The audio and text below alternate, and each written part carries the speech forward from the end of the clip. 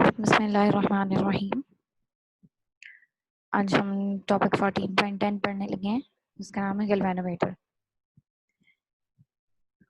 One by one हम देखेंगे कि गैल्वेनोमीटर क्या है, इसका वर्किंग प्रिंसिपल क्या है, इसकी कंस्ट्रक्शन क्या है और ये किस तरह से काम करता है, किस तरह से डिज़ायर्ड टास्क को कंप्लीट करता है और इसकी कुछ प्रॉपर्टीज़ देखेंगे, फर्दर टाइप्स देखेंगे इसके। ठीक है, तो शुरू करते हैं। सबसे पहले गैल्वेनोमीटर है क्या?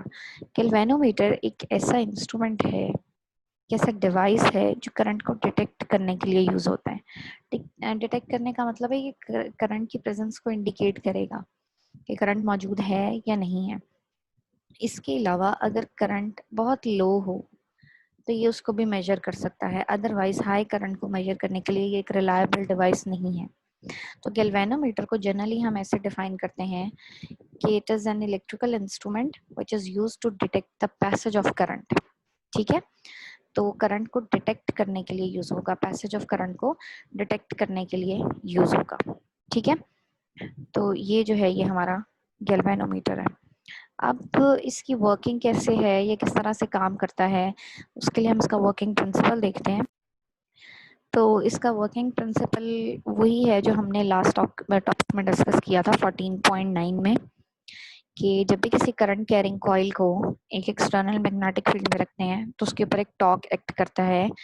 ये इसकी फिगर थी, ये सारा हमने लास्ट टॉपिक में डिस्कस किया था। और फाइनल जो एक्सप्रेशन निकाला था टॉर्क का हमने, that was I B A cos alpha, where I was the current passing through the coil, B was the external magnetic field, A was the area of the coil, and alpha was the angle between plane of the coil and magnetic field. ठीक है, तो ये expression हमने derive किया था। यही जो है गैल्वेनोमीटर का वर्किंग प्रिंसिपल है।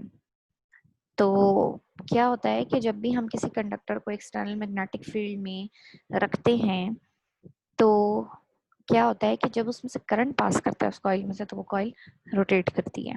ठीक है, तो इस तरह से करंट की प्रेजेंस की वजह से कॉइल की जो रोटेशन है वो करंट की मौजूदगी को डिटेक्ट करती है। अगर करंट मौजूद नहीं होगा तो कॉइल रोटेट नहीं करेगी, तो इसका मतलब है कि करंट नहीं है। ठीक है, तो करंट की वजह से पैदा होने वाला जो टॉर्क है या जो रोटेशन है वो आपको इंडिकेट करेगा कि करंट मौजूद है या नहीं है। ठीक है, तो ये जो है ये वर्किंग प्रिंसिपल है गैल्वेनोमीटर का। इसका एक्सप्रेशन देखने से पहले ये चलें एक्सप्रेशन कोई ऐसे ही चलते हैं जैसे बुक में लिखा हुआ है। अब गैल्वेनोमीटर के अंदर हम क्या करते हैं कि एक सिंगल लूप वाला कॉइल नहीं यूज करते बल्कि मल्टीपल लूप या मल्टीपल टर्न्स वाली कॉइल यूज करते हैं। तो अगर हम अज्यूम करें कि हम एक ऐसी कॉइल यूज कर रहे हैं जिसमें capital N number of turns हैं, तो आपका ये वाला जो एक्सप्रेशन है जो कि एक सिंगल लूप के लिए था उसमें क्या होगा, अब हर टर्न के ऊपर हर लूप के ऊपर टॉर्क जनरेट होगा। तो जो ये वाला एक्सप्रेशन है वो उतने टाइम्स मल्टीप्लाई हो जाएगा जितने टर्न्स होंगे। ठीक है, तो n नंबर ऑफ टर्न्स के लिए ये वाला जो एक्सप्रेशन है 14.6 ये किस में रिड्यूस हो जाएगा, इस एक्सप्रेशन में, tau equals to n multiplied by I B A cos alpha. ठीक है, तो ये जो है ये गैल्वेनोमीटर का एक्सप्रेशन है। तो अब क्या होता है कि जब भी आपके पास करंट गुजरेगा, करंट मौजूद होगा, कॉइल में से गुजर रहा होगा, तो कॉइल एक रोटेशन प्रोड्यूस करेगा। ठीक है, और इस रोटेशन से हम जान लेंगे कि करंट है या नहीं है। तो अब हम चलते हैं इसकी कंस्ट्रक्शन की तरफ। अब कंस्ट्रक्शन ऑब्वियसली यही वाली होगी इसकी। ठीक है, अब इसको ज़रा डिटेल में देखना है कि किस तरह की चीज़ें होती हैं, किस तरह से कॉइल को हमने अरेंज किया होता है, तो वो हम देखते हैं। इसके लिए मैं आपको एक फिगर दिखाती हूँ। ये देखिए, ये आपको एक फिगर नज़र आ रही है जिसमें स्कीमेटिक दिखाई गई है। गैल्वेनोमीटर की। इसमें ये आपको एक यू शेप का मैग्नेट नजर आ रहा है, ये यू बना हुआ है और इसके साइड पे यहाँ नॉर्थ और साउथ पोल लगे हुए हैं। ये एक यू शेप का मैग्नेट होता है। इसके ये जो नॉर्थ और साउथ पोल होते हैं ये वैसे तो आपको रेक्टेंगल नजर आ रहे हैं, जब आप इसका टॉप व्यू देखेंगे ना तो ये अंदर से इनकी जो शेप है वो कनकेव होती है। जैसे कनकेव मिरर या कनकेव लेंस देखा है ना आपने, अंदर से ग्रूव सा होता है, उस तरह से जो है ना ये नॉर्थ और साउथ पोल जो है ये कनकेव शेप के होते हैं। इसकी एक और फिगर ये देखिए, ये बनी हुई है, ये आपको कनकेव शेप नजर आ रही है नॉर्थ की और साउथ की। ये कनकेव शेप इस वजह से होती है क्योंकि हम चाहते हैं कि जो मैग्नेटिक फील्ड है ना वो रेडियल रहे, यानी हर डायरेक्शन में ये प्लेन ऑफ कॉइल के पैरेलल हो। ठीक है, इस वजह से कनकेव शेप यूज की जाती है। तो इसकी कंस्ट्रक्शन में हमारे पास एक यू शेप मैग्नेट होता है जिसके पोल्स कनकेव शेप्ड होते हैं। इन पोल्स के बीच में हमने एक एन टर्न्स वाली कॉइल को सस्पेंड किया होता है। ये कॉइल जो है ये अमूमन कॉपर की होती है, एनेमल्ड कॉपर की। ठीक है, इस कॉइल को हमने सस्पेंड किया होता है, लटकाया होता है। अब किसकी मदद से सस्पेंड किया होता है, हमारे पास एक सस्पेंशन वायर होती है, मेटालिक सस्पेंशन वायर। ये जिसको एफ लिखा हुआ है ना, ये ग्रीन कलर की जो आपको नजर आ रही होती है, नजर आ रही है, ये एक सस्पेंशन वायर है। इसके साथ हमने इस कॉइल को सस्पेंड किया हुआ है, हैंग किया हुआ है। ये कॉइल जो है इसके दोनों एंड्स जो हैं वो फिक्स्ड होते हैं, यानी कि आप समझ लें कि इसको आपने हैंग किया हुआ है वायर के साथ। वायर्स जो है वो एक एंड उसका अटैच है किसी फिक्स टर्मिनल के साथ, किसी फिक्स्ड पॉइंट के साथ, और दूसरा भी अटैच है। अच्छा, ये जो दूसरा एंड है ना इसके साथ एक स्प्रिंग नुमा चीज भी लगी होती है, और ये वायर ही होती है बेसिकली जिसको हमने स्पाइरल फॉर्म दे दी होती है। ठीक है, लूजली वाउंड स्पाइरल होता है जिसको ई लिखा हुआ है, और ये एंड भी जो है ये फिक्स हुआ हुआ है। ठीक है, तो ये जो है ये इसकी कंस्ट्रक्शन है। एक मिरर भी लगा होता है, इस मिरर का क्या यूजेज है वो हम देख लेंगे बाद में।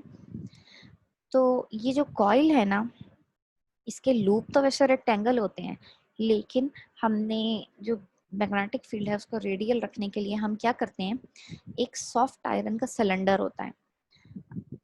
अब सॉफ्ट आयरन अभी आप फिलहाल आयरन ही समझें, अभी जब हम नेक्स्ट चैप्टर्स में मूव करेंगे तो जब मटेरियल के प्रॉपर्टीज आएंगे उसमें मैं आपको इनमें डिफरेंशिएट करना बताऊंगी कि सॉफ्ट आयरन में और हार्ड आयरन में क्या फ़र्क है।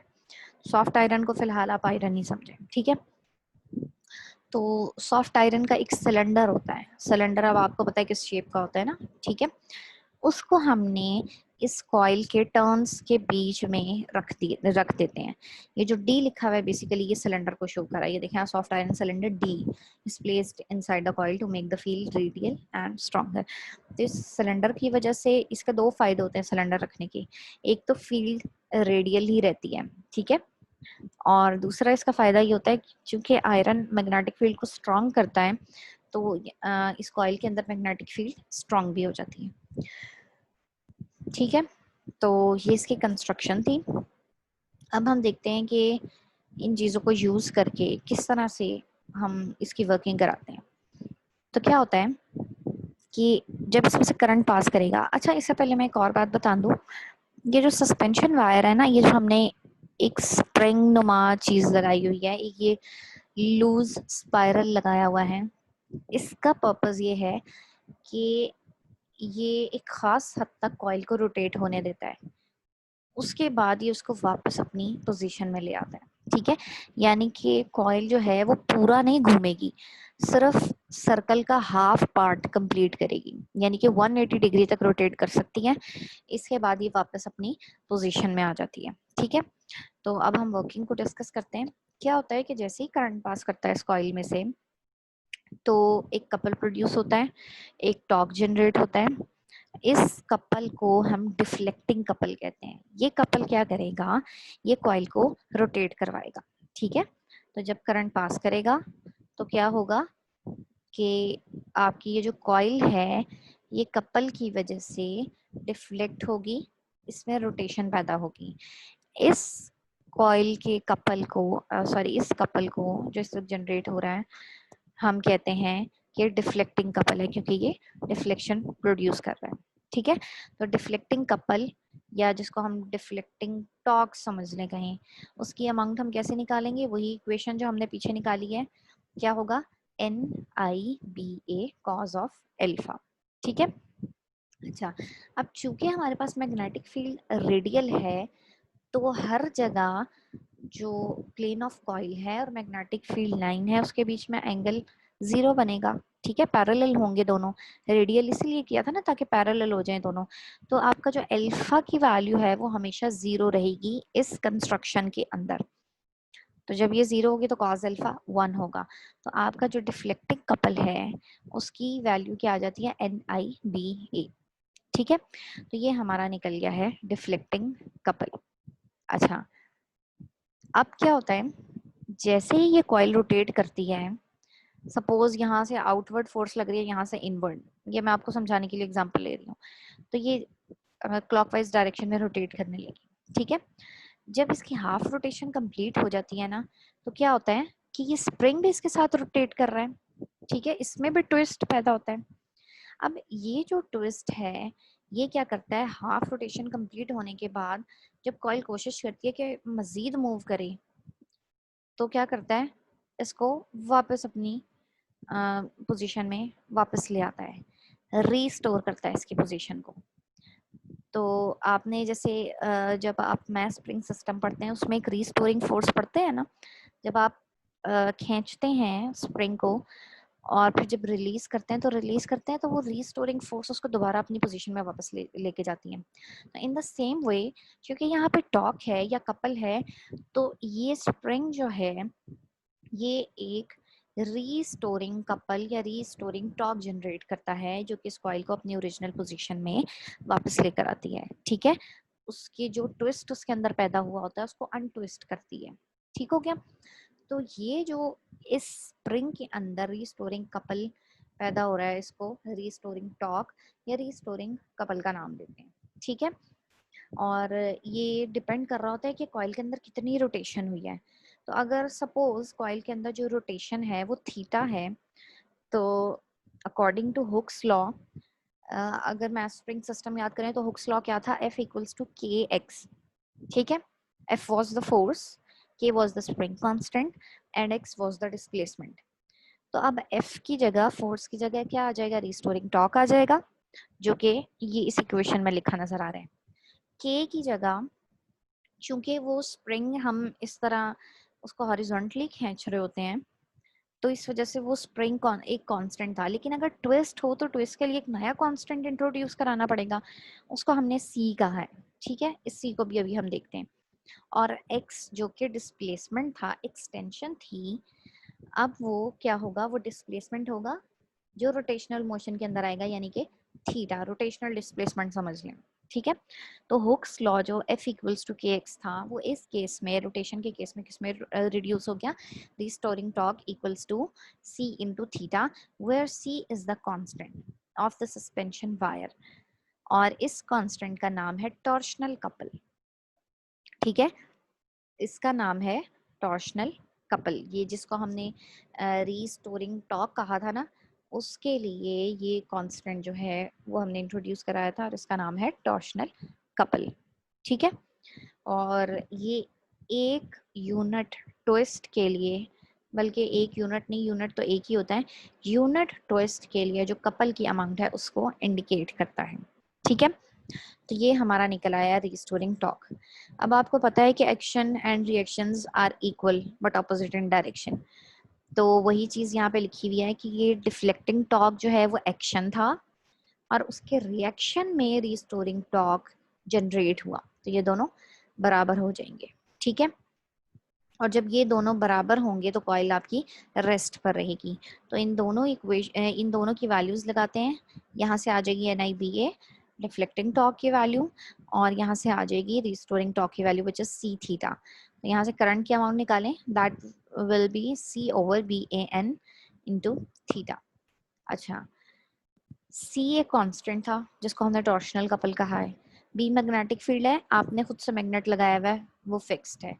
एरिया भी आपने एक दफा कॉइल चूज कर ली, वो फिक्स्ड रहेगा। नंबर ऑफ टर्न्स भी फिक्स रहेंगे। ठीक है, तो क्या चीज चेंज हो रही है? थीटा। तो यहाँ से चूंकि ये टर्म कांस्टेंट है तो I is directly proportional to theta. ठीक है, तो यहाँ से हमें पता चला that the current passing through the coil is directly proportional to the angle of deflection. ये एंगल क्या था? ये वो डिस्प्लेसमेंट था जो कॉइल रोटेशन के अंदर कवर कर रही होती थी। ठीक है, तो इसका क्या मतलब हुआ, जितना ज्यादा करंट पास होगा उतनी ज्यादा डिफ्लेक्शन होगी। ठीक है, उतना ही ज्यादा एंगल ऑफ डिफ्लेक्शन होगा या उतनी ही ज्यादा रोटेशन होगी। तो यहाँ से हमने ये रिजल्ट निकाला है कि जो कॉइल की रोटेशन है it is depending on the amount of current. अब हमारा मेजर टास्क क्या है कि हमने इस एंगल ऑफ डिफ्लेक्शन को मेजर करना है। ठीक है, इस एंगल ऑफ डिफ्लेक्शन को ऑब्जर्व करना है।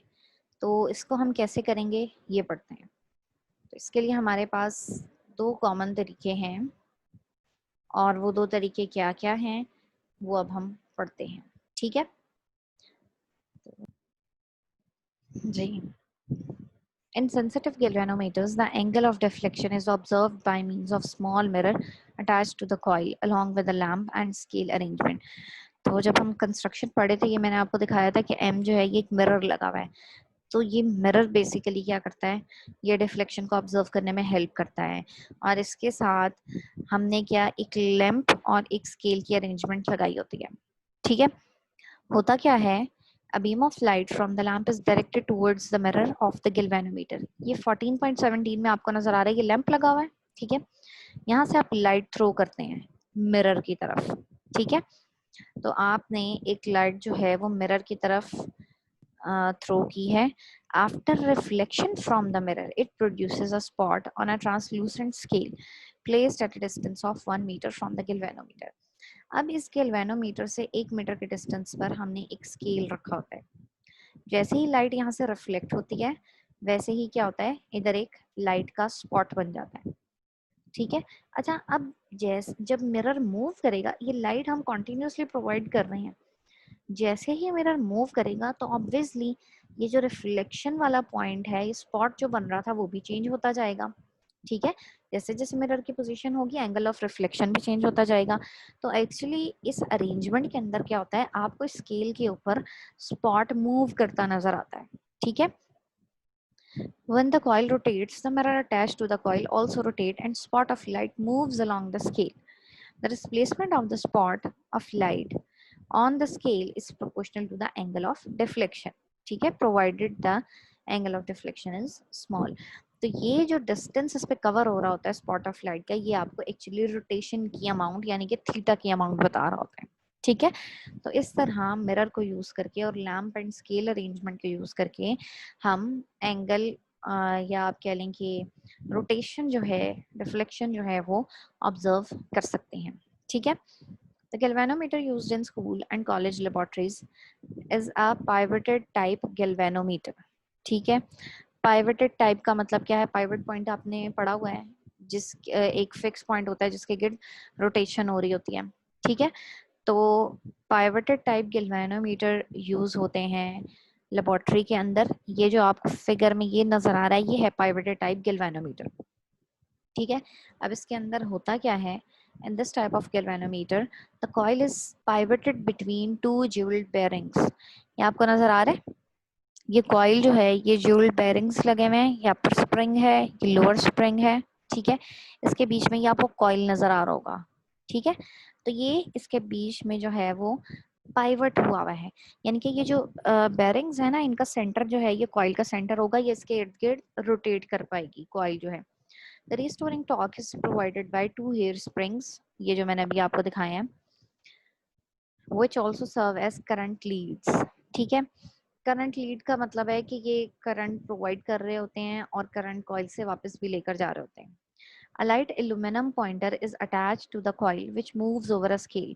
अब इसके साथ क्या होता है, एक पॉइंटर अटैच हुआ होता है, ये आपको नजर आ रहा है, ये नजर आ रहा है ना पॉइंटर, ये देखिए ये लेबल भी हुआ है, ये पॉइंटर होता है और ये आपके पास एक स्केल लगा हुआ है। ठीक है, ये देखिए ये क्या करता है, जब ये कॉइल रोटेट होगी तो साथ पॉइंटर भी मूव करेगा होगा, और यहाँ से आप इस स्केल के ऊपर रीडिंग पढ़ सकते हैं कि कितना मूव कर रहा है आपका जो पॉइंटर है। ठीक है, तो ये इस तरह से इस पाइवटेड टाइप गैल्वेनोमीटर में हम इस डायल की मदद से, इस पॉइंटर की मदद से यहाँ से रीडिंग पढ़ सकते हैं डिफ्लेक्शन की। ठीक है, it gives the angle of deflection of the coil. तो ये दो तरीके थे, एक थी ये लैंप एंड स्केल अरेंजमेंट और दूसरी थी ये पाइवटेड टाइप गैल्वेनोमीटर।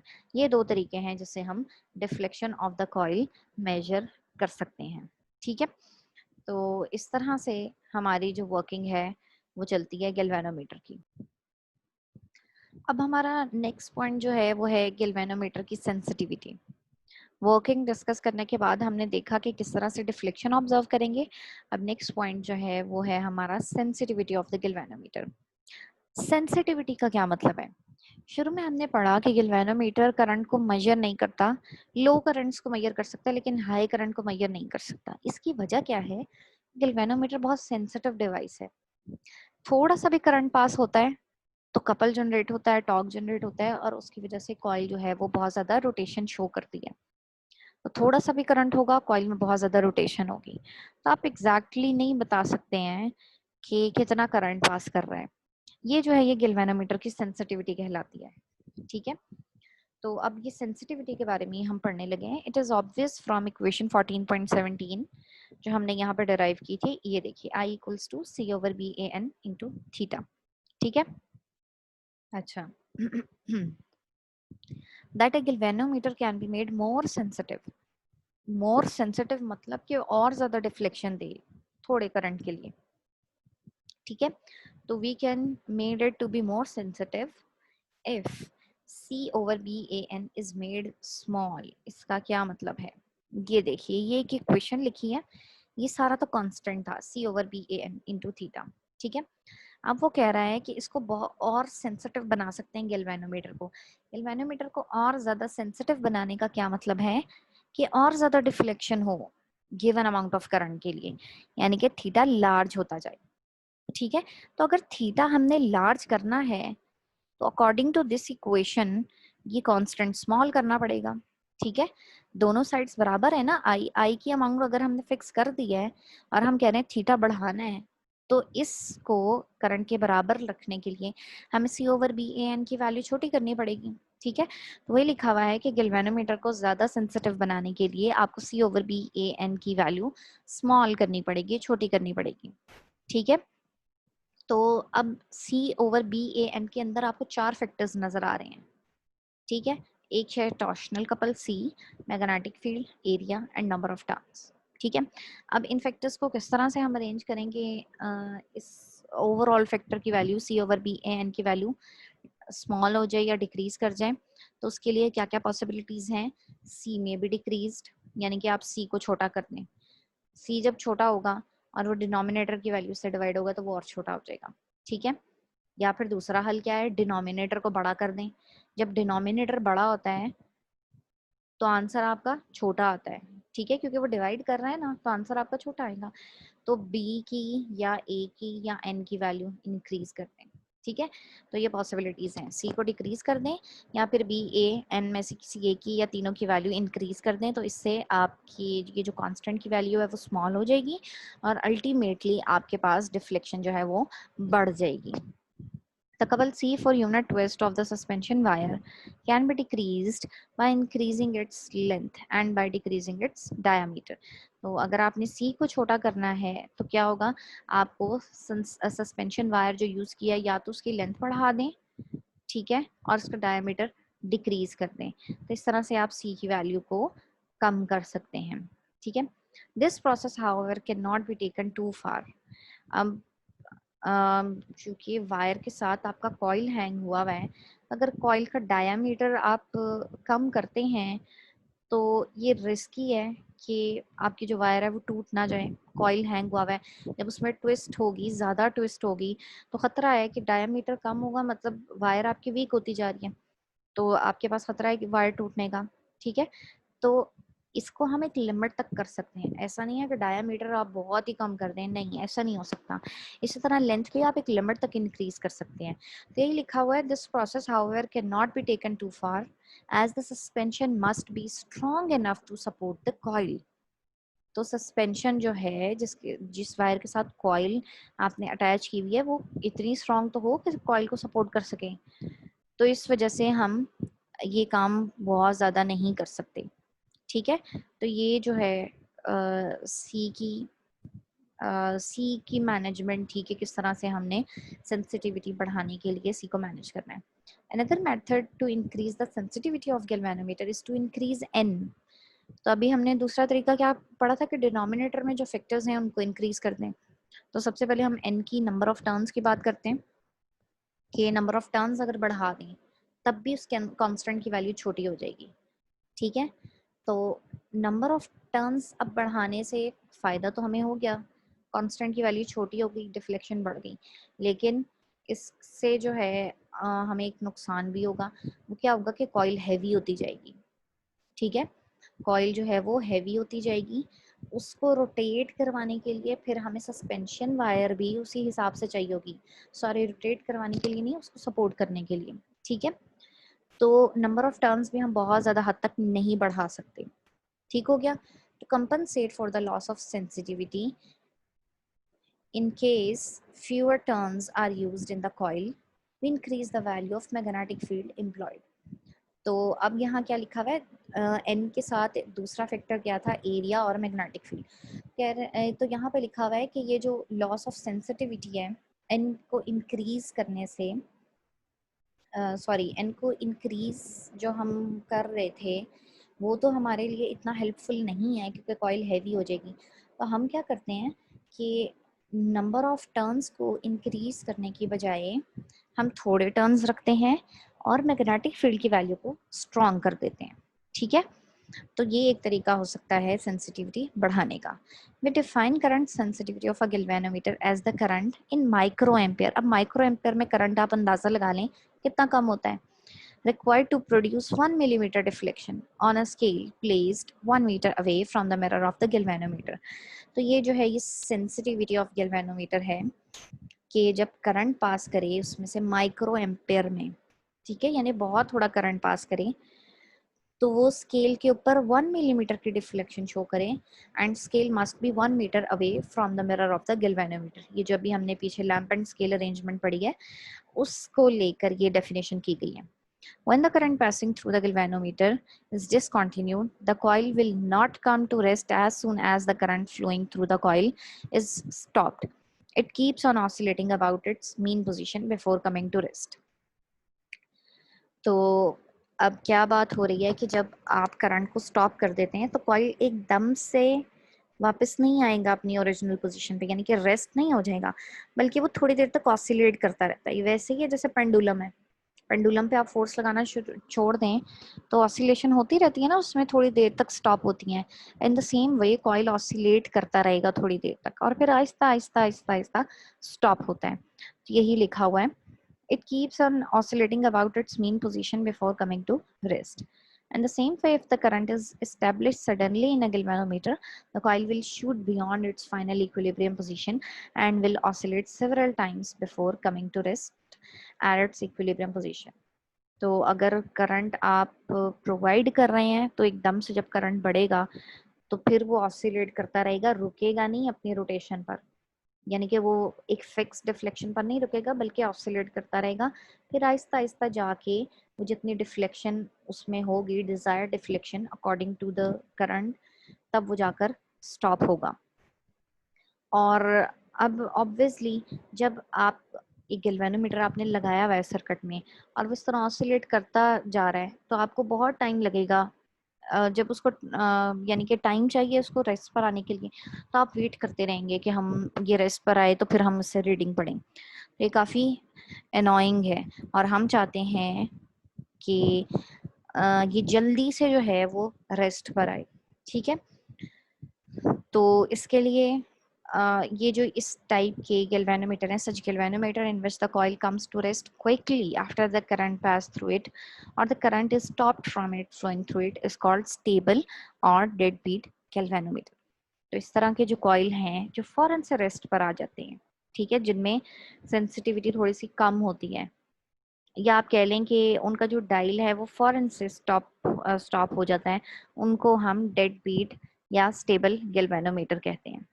तो ये था हमारा गैल्वेनोमीटर और इसको हमने बहुत डिटेल में देखा। सबसे पहले हमने मैं इसको ज़रा समराइज कर देती हूँ।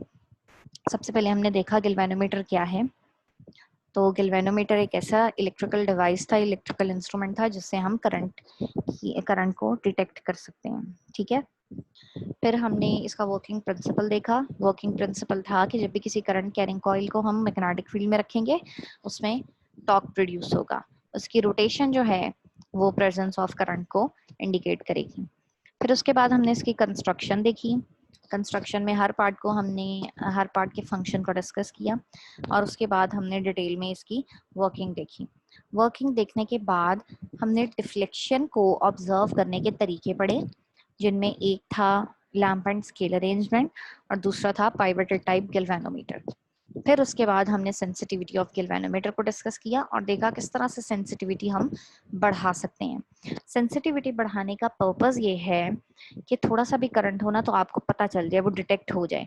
अगर सेंसिटिव नहीं होगा गैल्वेनोमीटर तो जाहिर है थोड़ा सा जब करंट होगा तो वो शो ही नहीं करेगा डिफ्लेक्शन। तो इसलिए सेंसिटिव बनाना जरूरी है, ज्यादा सेंसिटिव बनाना जरूरी है कि वो माइनर करंट भी हो उसको भी डिटेक्ट कर ले। ठीक है। तो हमने देखा किस किस तरह हम इसकी सेंसिटिविटी बढ़ा सकते हैं। फिर सेंसिटिविटी का एक नुकसान हमारे पास ये था कि डायल जो है वो फौरन से रेस्ट पर नहीं आता। तो उसके लिए हमने देखा कि जो अच्छे गैल्वेनोमीटर होते हैं, अच्छे तो नहीं खैर, हम कहेंगे कि जिसमें रेस्ट पर आ जाता है पॉइंटर फौरन, उसको हमने डेड बीट और स्टेबल गैल्वेनोमीटर कहा। तो ये था हमारा गैल्वेनोमीटर। Thank you.